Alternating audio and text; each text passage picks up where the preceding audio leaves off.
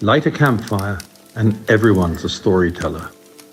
Join us for some thought-provoking and beyond fireside chats. Hello and welcome to Leave Our World a Better Place. My name is Kasia and today I'm speaking to Ben Simpson, helicopter pilot and director of Tropic Air Helicopters, about his latest venture in Tanzania. Ben, thanks so much for coming to chat to us today about helicopters and helicopter transfers and East Africa. Well, thank you for having me. It's good to be here. I'm really excited about this one. I must say I hadn't had much experience with helicopters at all until must have been just over a year ago when I went on my first helicopter flip. And I'm a complete convert. I absolutely love them. So I'm really excited to be talking to you today. Yeah, no, they're really fun machines. And the sensation of flying in a helicopter is so unlike anything else that it always brings a smile to your face. First time's pretty unforgettable. Yeah, I can definitely vouch for that. Then we're going to talk a little bit about Tropic Air Helicopters, which you're the director of, and about the services that you offer in East Africa and specifically in Tanzania. But before we go into that, I'd just like to get a little bit of the lay of the land and find out a bit about you. Could you tell our listeners a little bit about yourself, how you first became interested in flying, and maybe how that interest ended up bringing you to Africa? Yeah, of course. I was born in the UK, but I grew up in Hong Kong. And flying for me really started all at once when I was 18. I had a friend who was a paraglider pilot, and my first flight experience was running off a hill on his paraglider. And that really bit me, and it was something that I ended up a real passion for and ended up flying paragliders for about 10 years afterwards. And at the same time, I also started doing my PPL. I was fortunate enough to have a very supportive godfather who was a pilot for Cathay Pacific. And he thought that it might be a good idea for me to try my hand at flying. I had no interest in going to university. I was spending most of my time surfing and working in a bar. And he gave me an opportunity, and he sponsored me through my flight training as a private pilot, and I really took to it and really enjoyed it. And he started telling me about various flying jobs that there were in the world, beyond airlines, flying in places like Alaska and bush type flying. And so that's really sort of what got me started, I suppose, those two things. And from there, obviously you didn't go into commercial airlines. And how did you end up in Africa? Well, actually, I came out to Africa with a great friend of mine, the same guy that I flew paraglider with him when we were 19. I guess it was about a year after I'd learned to fly. And I did a little bit of flying down at Mossel Bay and along the South African coast. And we traveled around in a combi van for about 3 months. And I really fell in love with Africa at that point. It was shortly after that I went off to the States to carry on and do a commercial license. And I thought, as I was going through that there might be an opportunity in Africa. And it was while I was there that I met several people actually from East Africa, a couple of them Africans who'd been over there doing flight training, and some of them instructors from other parts of the world who had tried to get jobs out in East Africa. And their stories and their insights into what was going on commercially, what type of bush flying there was, and what opportunities there were, made me believe that I could, that it was worth giving it a shot. And so soon after finishing flight school in the States, I came to Kenya just because I'd heard more stories about Kenya than any other place. And it sounded like a good place to start. I was 21 at the time, and when you're young, you kind of believe that you can do anything, and that everything's kind of possible because you can't imagine the barriers that you're going to face. And so I just came. I just showed up, and I didn't know anybody. And I was very fortunate to hear about a guy called Willie Roberts who ended up giving me my first job But I heard about his operation, which is based in the Masai Mara. And this is in the mid-90s, 96, 97. And he had a couple of Cessna 206 airplanes that he used to fly around the Mara collecting guests to take them out to Lake Victoria for a day trip experience at a place called River Island. And so he gave me a job flying one of his 206s, and he really brought me into bush flying and some really great. I did some really great work with him, and he really sort of mentored me in my first couple of years of commercial aviation, and remained a friend throughout my life. So when did the sort of the swing from fixed wing to helicopter happen for you, and how did that happen? Well, so I met Jamie Roberts, who's the founder of Tropic Air, and he founded Tropic Air in the early 90s, and he was Willie's brother, and I was Tropic was really a fledgling company at the time, and Willie used to lend me across to do some of his flights from time to time, and I'd use Willie's airplane, and so there's a lot of crossover between the two companies. So I ended up actually enjoying my work up at Nanyuki a bit more, and ended up sort of moving in that direction. But it didn't take me long to sort of to grow out of fixed wing flying, because I could see there was a lot more fun to be had with helicopters. At the time, Kenya is the most incredible landscape, and we were doing a lot of flights into the north of the country using fixed wing. We were doing trips, several nights, flying people to the Chalbi Desert, where we had a small community camp, and across to Lake Turkana and those sorts of things. We used to do that in fixed wing. In those days, there was one helicopter operator, Phil Matthews. He used to fly around in his chopper. And a couple of other guys started small operations in Nairobi in the early 2000s. And I sort of, as a youngster sitting on the sidelines, I could see that this was going to go somewhere. And that there weren't an awful of helicopter pilots sitting in the wings. In fact, there was hardly anybody.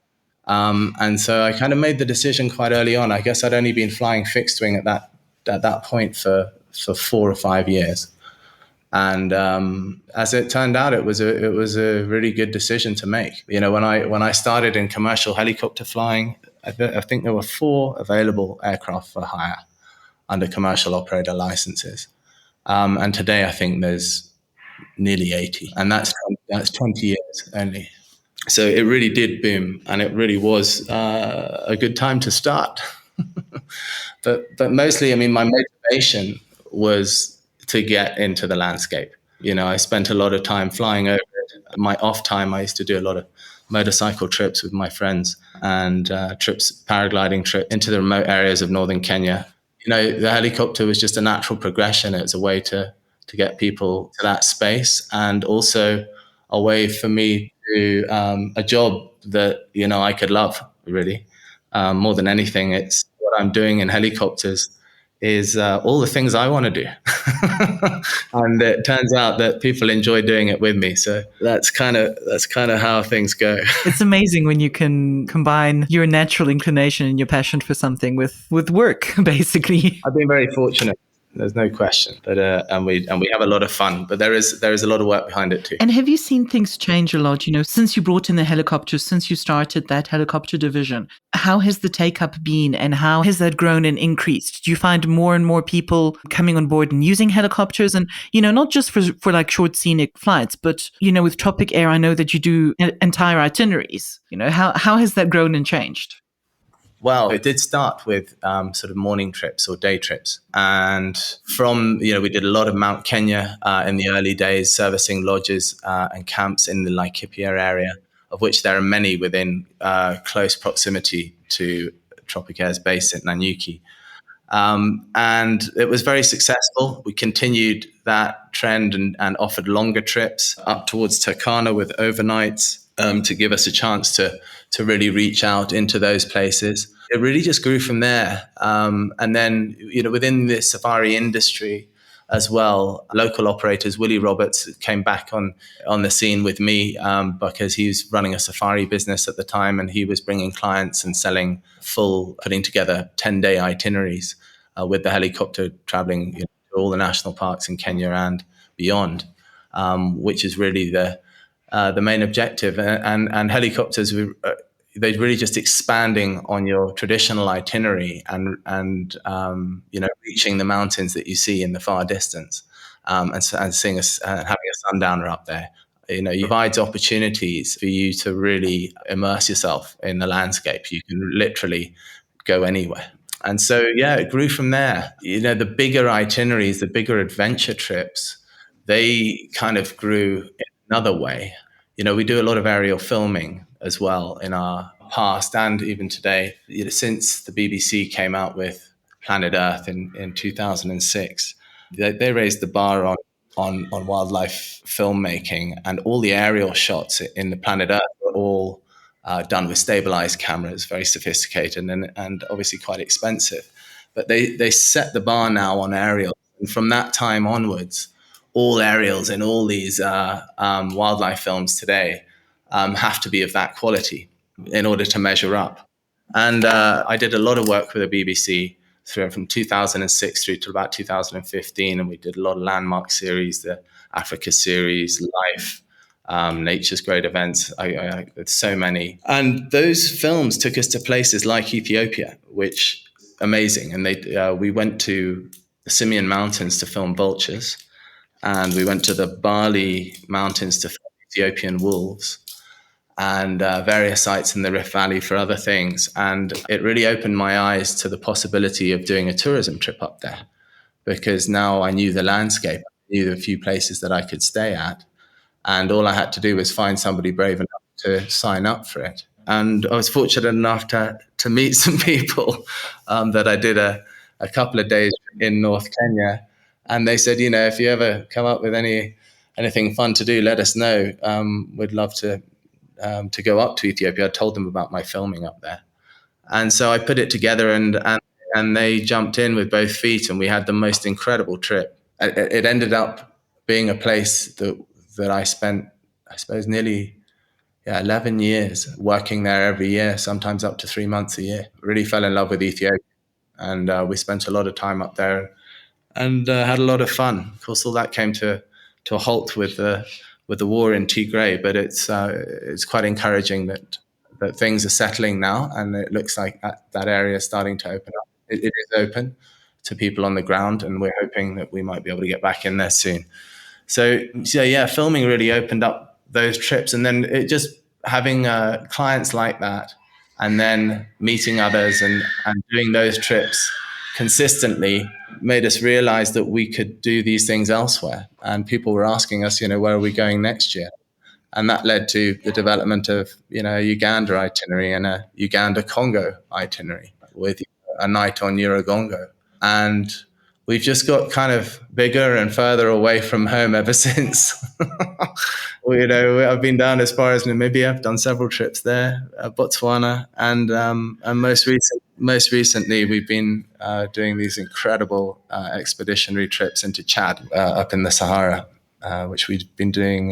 We've done 3 trips since 2018. Yeah. So is it pretty much all tailor-made itineraries and tailor-made trips, or is it something that you offer as a set thing, or is it pretty much made up? Yeah. Yes, it is. They are tailor-made because everybody has a different timetable and amount of time that they can go on a trip. And then it's about dialing in the things that interest the client most, talking about, having a discussion about what's out there. And then putting forward an itinerary that we think will work, and then going for it. Funnily enough, the couple who did the first trip to Ethiopia with me insist on being the first anywhere I go, which is really great, because with them that's what's allowed a lot of these experimental trips to happen in the first instance, and then for us to see if they're viable or not for us to continue and offer the trips to other people. Yeah, I owe them a lot for that.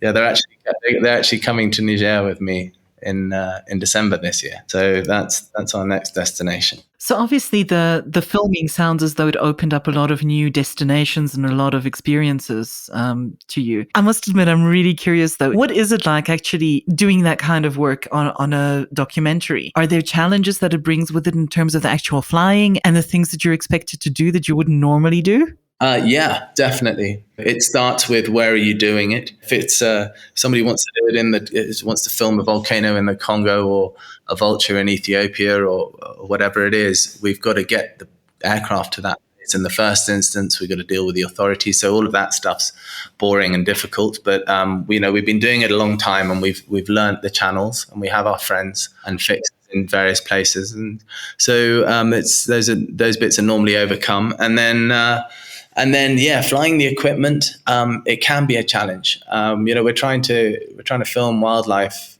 its natural behavior or behaving naturally, and trying to disturb it, as little as we can. And that means, positioning the aircraft downwind of them, and also understanding the animal that you're filming. Every animal is different. Elephants, buffalo, they all have a different tolerance.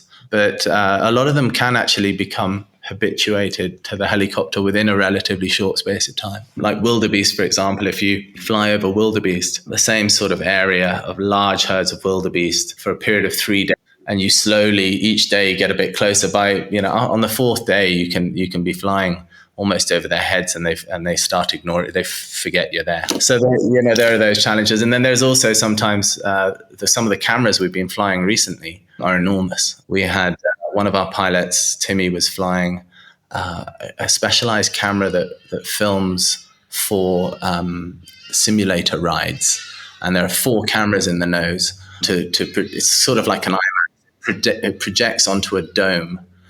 16 people sit in this simulator, and they go on this Africa flight. And so they all get the thrill of flying with Timmy through some of the most incredible landscapes of Uganda and Tanzania and Kenya, which will be sort of simulators all over Europe. But the rig that he was flying was, I think, 320 kilos, and he had to have all these guys on board as well. So it sticks out the nose of the aircraft behaves completely differently. So it does take a steady hand in that game. Yeah. And an experienced pilot. It sounds really amazing. But I mean, what a wonderful way to prepare for anything that you might be required to do with tourists on board. No, well, it's very different. And from a pilot's perspective, it's, when you're flying guests, you fly in a certain way that's comfortable for guests. When you're doing more utility type work, you don't have to worry about the people in the aircraft. You maneuver it how you need to. Yeah, absolutely.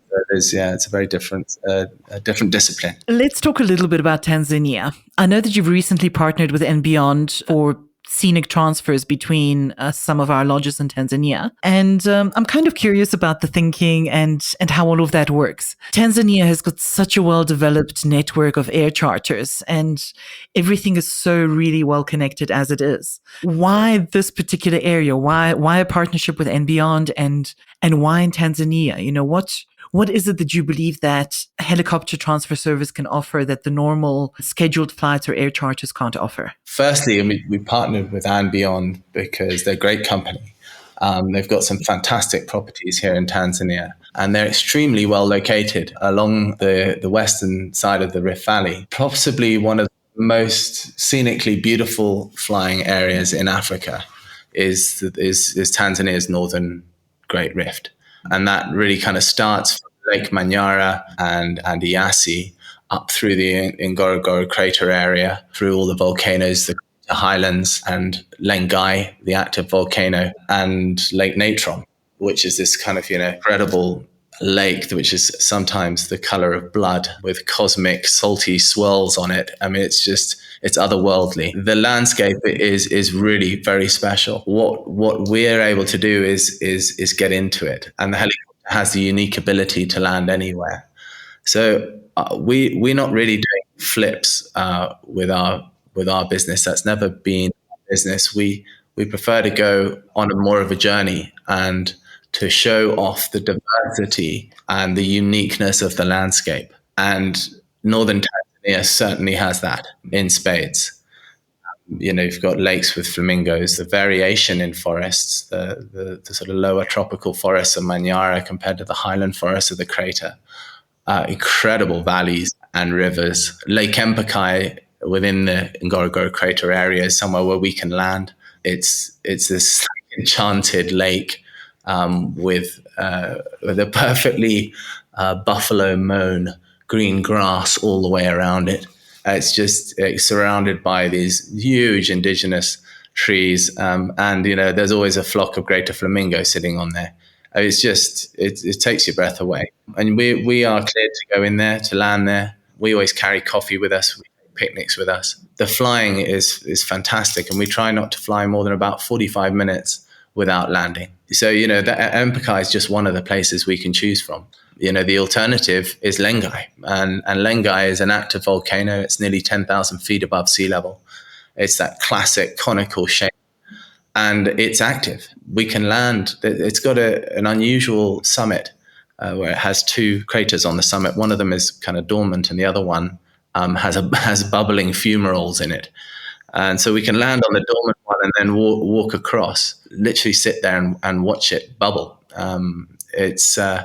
It's pretty incredible. I mean, it's really, really very special thing to do. And the view from up there down towards Lake Natron, there's lots of craters around the base. It's a real prehistoric looking landscape. And it's so interesting for guests too, because all of those craters, of course, are responsible for the development of the Serengeti. All the ash that's come from is settled over on that side. That's what's created these incredibly lush, rich plains for wildlife.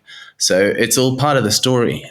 And I think, getting a unique tour through there really kind of builds your picture of Tanzania.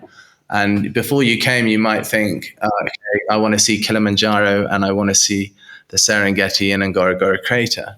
And when you go home, you're going to say to everybody, oh my God, we went to this place called Lengai, and then we went over this red lake called Natron.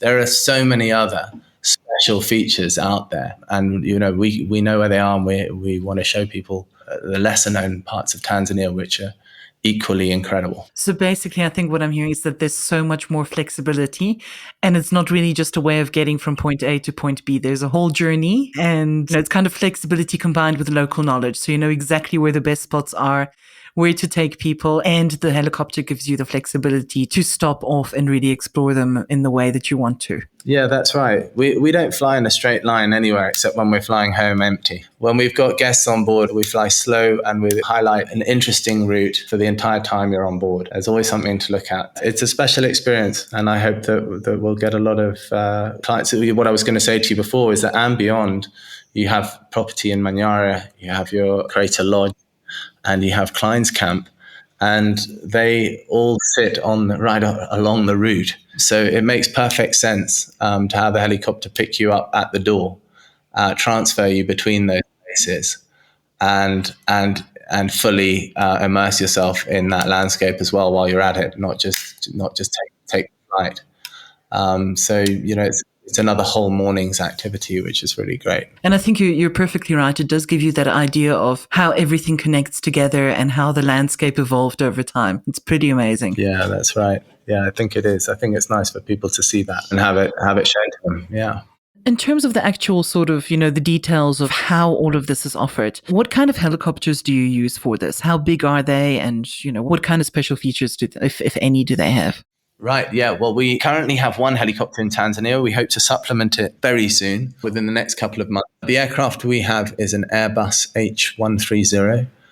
It's a state-of-the-art machine. It's incredibly quiet. It has an enclosed tail rotor, and it's widely used around the world by tourism operators.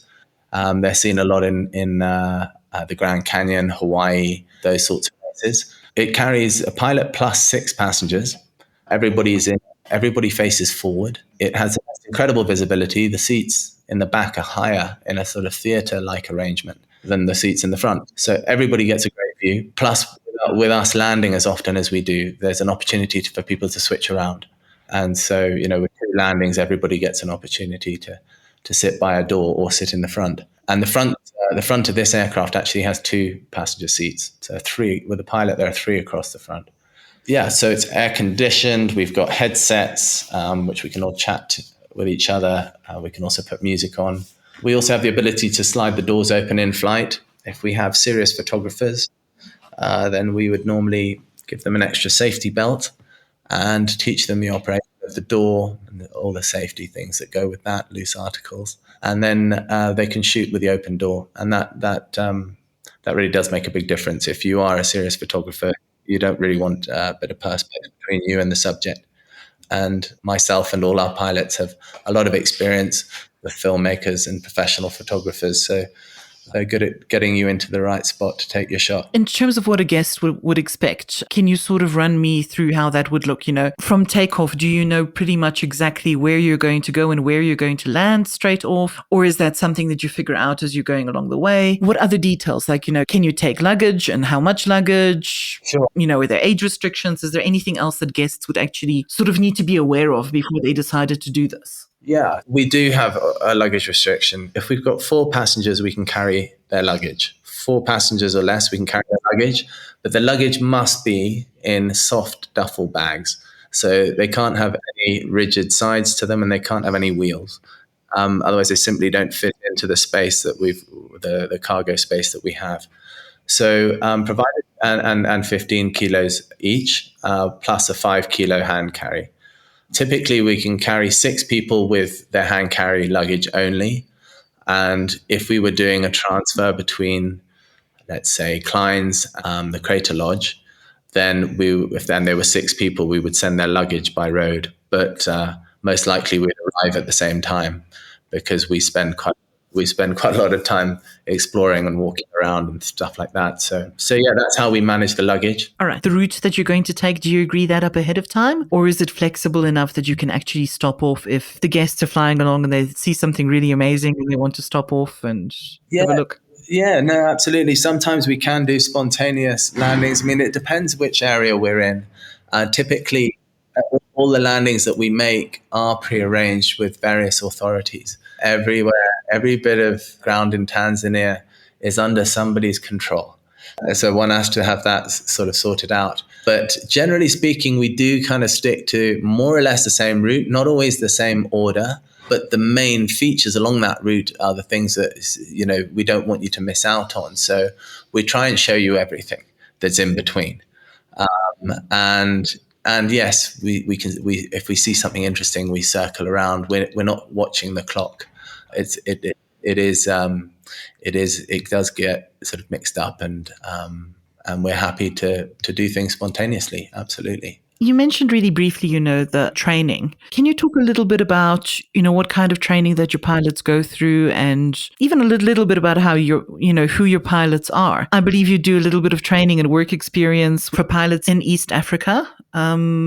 We always try and help pilots that are developing and trying to build our building and that sort of thing. I mean, for our own crew, we all come from various backgrounds. Some of the guys that work with us were professional pilots before they came. They were hired because of their experience. Some of them have worked in wildlife operations, anti-poaching, and more in a conservation role, and have moved across to more commercial type flying. And others are homegrown. Myself and Jamie Roberts, we were both fixed-wing pilots at Tropic Air. We did our helicopter licenses. We were followed by Hamish Rendell and Will Dyer, and we brought a couple of guys through the fixed-wing and into helicopters. We've got quite a mixed bag today. But as far as training goes, we have an extremely good training program. We do quite a lot of different things. So we start with the simple stuff. And that's flying passengers, to be honest with you, is the easiest work we do. All the pilots are obviously qualified. They all, if they're flying with us, they all have a type rating, and they have over 1,000 hours of flying on turbine aircraft. So their starting level is already quite high. And then they progress. The more time they spend with the company, the more skills they learn. We do everything that you can do with a single engine helicopter. We do external cargo, we do mountain rescue, we do firefighting, aerial filming, wildlife darting. I mean, so many different skills. And so each one of those has a training package. And we've got training captains and check pilots, and everybody goes through that process. A modern aviation company is all about compliancy. Modern aviation is all about compliancy, and we have the check pilots and the training captains constantly checking our crew. Every 6 months, we go through our emergency procedure and emergency checklists and all of that, and it's like a little exam. And we're obviously all trying to outdo each other. There's a bit of competitive spirit. The guys that I fly with, I can say they are among the best that you'll find anywhere. Very professional, very safe, and incredibly capable. And that's what I look for in a pilot: is a guy that can be in a remote place and not only look after an aircraft, but look after people and look after the task at hand. So we are really fortunate to have a top team. I'm really proud of the team we have. Yeah, some of them are in Kenya, and some of them sort of migrate between Tanzania and here, rather. Yeah. Well, it certainly sounds as though all of your pilots get a lot of experience doing all kinds of different things, not just flying guests. Ben, you mentioned providing support for wildlife and conservation, for anti-poaching and initiatives such as that. Can you tell us some of the work that you've done in that area, and maybe talk about something that's been exceptionally meaningful to you in terms of the work that you've assisted on in conservation? The thing we're most involved with these days is transporting orphaned elephants. We had this terrible drought in Kenya and Tanzania. It's broken now, thankfully. It was nearly 3 years of drought, and a lot of elephants suffered during that period, and a lot of orphans. There was a period of I think the Sheldrick Trust had maybe even 6 or 7 in a week, one of the weeks, maybe even could have been more. And so they were dropping like flies. And so we were scooting around all over the place and scooping them up, sometimes carrying them inside the aircraft, and some of the bigger ones, sedating them and moving them outside the aircraft on a specialized stretcher platform that we have for moving them out of difficult areas. That work's very rewarding. I mean, the work that the Sheldrick Trust does is just incredible. It's just the most incredible organization. And so it's always good to be able to lend them a hand. We've been involved in various collaring exercises and things like that over time with all sorts of different species of animals. I think one of the more challenging ones we did was with giraffe, because the landscape that we were in was pretty heavy with bush, and they move incredibly fast. That was quite challenging. We've done some zebra as well, and in some remote and strange places like Chad. When we go to places like that, we have notified organizations like African Parks and said to them, "Hey, we're in the area. Is there anything you want done?" And they often take us up on that. So, we've been quite proactive, and we help them with some collaring of Barbary sheep and Dama gazelle. But yeah, I suppose I think the elephant stories are probably the most common thing for us to get involved in, and human wildlife conflict. That can be quite a common call out for us to go and treat a wounded animal. And I think that's probably the most important thing. They quite often have arrows or spears in them from crop raiding. They need them to be removed, and they need antibiotic. And working with vets and the Kenya Wildlife Service, we've done quite a few of those types of operations. So yeah, quite varied, always interesting, and sometimes pretty challenging. I can imagine, especially, you mentioned doing a lot of elephant work and then moving animals like giraffe. I mean, I've seen some of the stuff that we as And Beyond have done with rhinos, and it's just so incredibly difficult to do animals of that size and weight. You said you have like stretchers that you use. Is that something that you've had specifically made for you, or is it something that the organizations that you would be working with would supply? How does that work? No, actually, it's something that we welded up ourselves. It's a platform that's hinged, and it can be carried in the aircraft, assembled on site, and you can put an elephant of up to 650 kilos on it. And it's got anchors on the corners.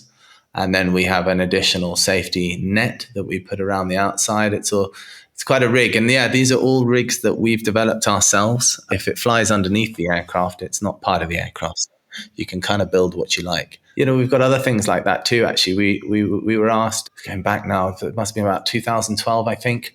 I got requested by the Dian Fossey Gorilla Foundation to move 6 Grauer gorillas from Goma to their sanctuary in a town I can't remember the name of, but it was only about a 40-minute flight. And so I had to build a cage in the back of the helicopter because the cage that the gorilla came in was too big to fit through the door. They sedated them, and I built this cage that we erected inside in panels to maximize the space. And so we still got that as well. And I moved these 6 gorillas one by one across the Congo forest and dropped them off at their new home. Well, that was a pretty special and unusual job. One of them woke up.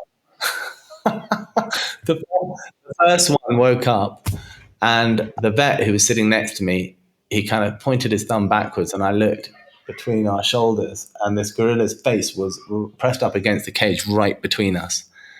It then was sort of wide-eyed looking out the front, and then it went to the left side of the aircraft and it looked out the window, and then it put its hands on its forehead and fell backwards, just like because like in this sort of despair, like it didn't know what the hell was going on, what dream it was in, and then just chilled out the rest of the flight. It was totally relaxed. They had to sedate it again to get it out, though. That was the only trouble. You had to wait for 20 minutes for that to take effect. So anyway, that was the first one. The next ones they gave a bit more drug to so that they didn't wake up.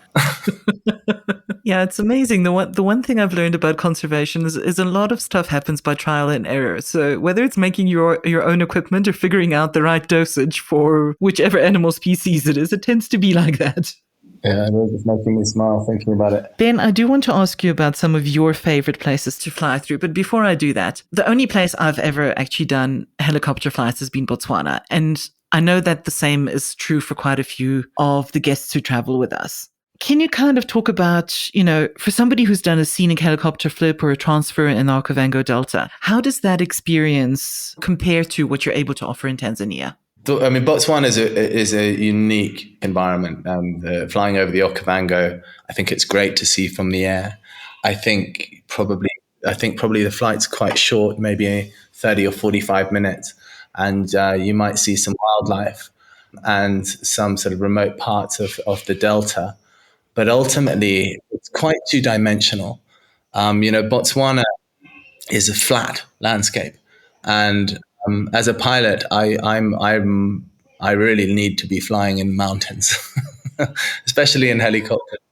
But I just think that Tanzania and East Africa is much more three-dimensional. We've and varied. So it's not just one thing. It's the variety in topography. You can be flying over the desert, and you're seeing desert species of animals. You're seeing gerenuk and maybe Grevy's zebra, and then you reach a mountain and you climb, and within 3 minutes you go from desert to tropical forest, and you're seeing colobus monkeys bounce around, and you're looking across this canopy of forest down onto a desert beneath you. The elevation provides for that variety. And I think that's what makes flying here a bigger journey, because there's more to it. There's more to see, and it keeps getting better. You see, kind of, you fly through a valley that's hanging forests, and you think, oh my God, I think that might be the most beautiful thing I've ever seen. And then the next moment you're flying over a crater lake, and you're like, oh crumbs, well, I don't know which one I like better now. It's just there's so much. It's a lot of people say to us after a day, they're like, I just feel like I've got sensory overload. I'm not sure how to process it. Sometimes you've got to be careful not to do too much. I don't mean to be rude about Botswana. It's an incredible experience, and the Okavango Delta is a very special place. But for flying, I think to fly through this landscape in East Africa is unique and extraordinary. Yeah, there's nowhere like it. Well, that's very obviously where your heart lies. So I don't know if I even need to ask you the next question, but I was going to ask, what is your favorite region to fly in Africa? Would it be East Africa? Yeah, for sure. There's no place like home. It is wonderful here, and I've been flying this area for a very long time, and you never get bored of it. It does change. It changes with the seasons. It changes all the time, and it's always great to be here. I also have a thirst for exploration, and so I do really enjoy new trips and new experiences. Chad and Niger are really exciting. They're expeditionary trips. We're not staying in luxurious accommodation. We stay in fairly simple desert camps, and in Niger we'll be staying in some very modest hostels in various towns in the Air Massif. What we're seeing, what we're able to visit, it's not really about where we're staying. It's about what we're able to do. That's a place where, I mean, that's really stolen my heart, because I just love the remoteness that it provides.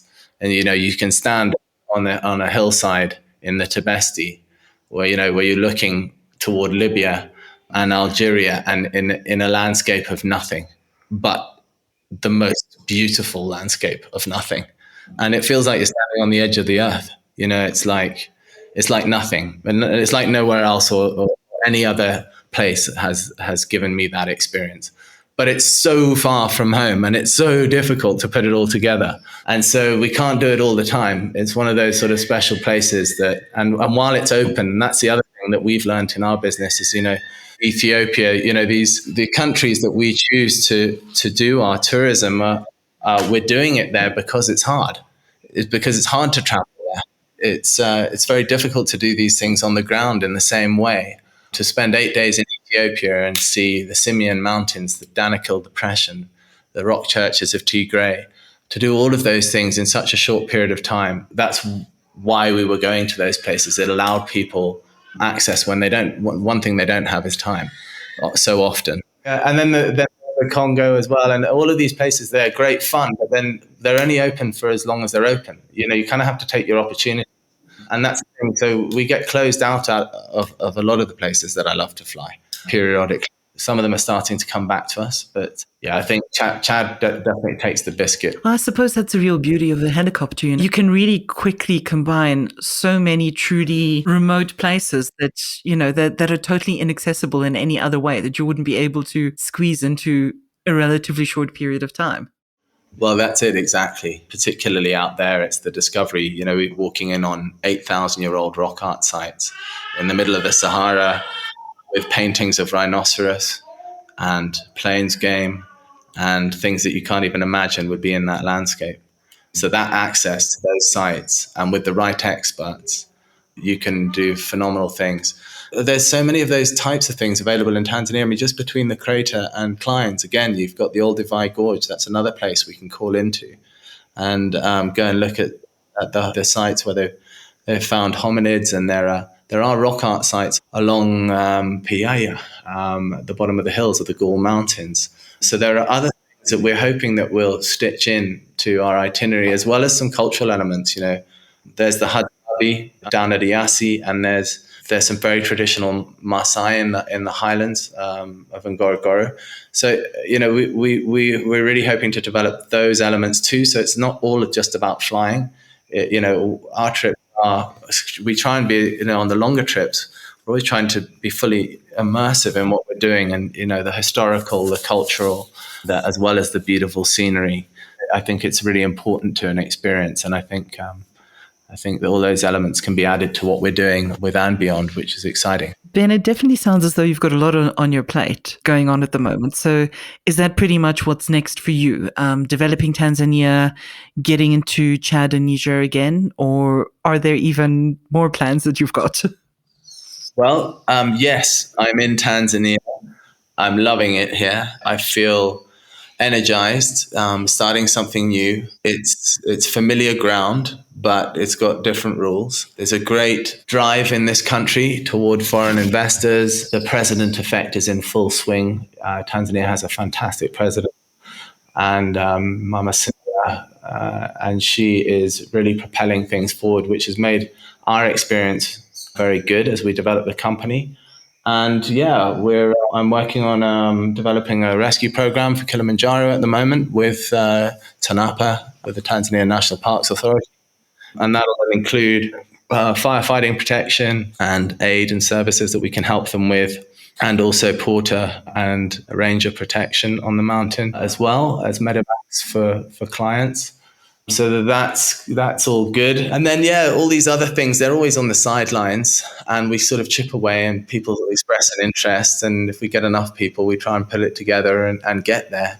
But in the meantime, this is my day job, and it's not a bad one. I'm enjoying what Tanzania has to offer. We've got a lot to learn. There are vast areas of the south of the country which I'm really itching to get into. Nyerere, Ruaha, those southern areas. There's huge scope for adventure helicopter tourism there. These are places with very little infrastructure, road infrastructure, fantastic rivers for tiger fishing, really incredible areas for walking, and other species of animals, sable, roan, and things that you don't see here in the north. So I'm really hoping that our relationship with TANAPA is going to allow that type of helicopter activity to start being allowed in those areas. So I think we've got a way to go, but I think initially the signs are encouraging. We've got a lot of work to do here, and I'm enjoying it. It's about relationship building and gaining trust and all that kind of stuff. And then I get to go flying, which is why I'm really here. All the government offices and the meetings and all of those kinds of things go so far. And then thankfully I get to go and remind myself why I'm here. Yeah, that always helps. Ben, thank you so much. I mean, you've been a wonderful interview subject, and you've really painted a very, very vivid picture of the places that you fly and all of the areas that you've experienced. And I must admit, if I were traveling in Tanzania right now, I would not want to travel in between lodges any other way than by helicopter. Good. Well, I hope I get you on a flight sometime so that you can experience South. I'd like you to. I would love that. Thank you. Well, thanks very much, and best of luck with the Tanzanian routes and with everything else that you've got going on. And hopefully we'll get a chance to catch up with you again soon and see how everything's getting on. Yeah, well, thank you very much. It's been great talking to you. Thank you for listening to Leave Our World a Better Place. Don't forget to subscribe to make sure that you never miss an episode. If you'd like to find out more about And Beyond, please log on to our website at andbeyond.com.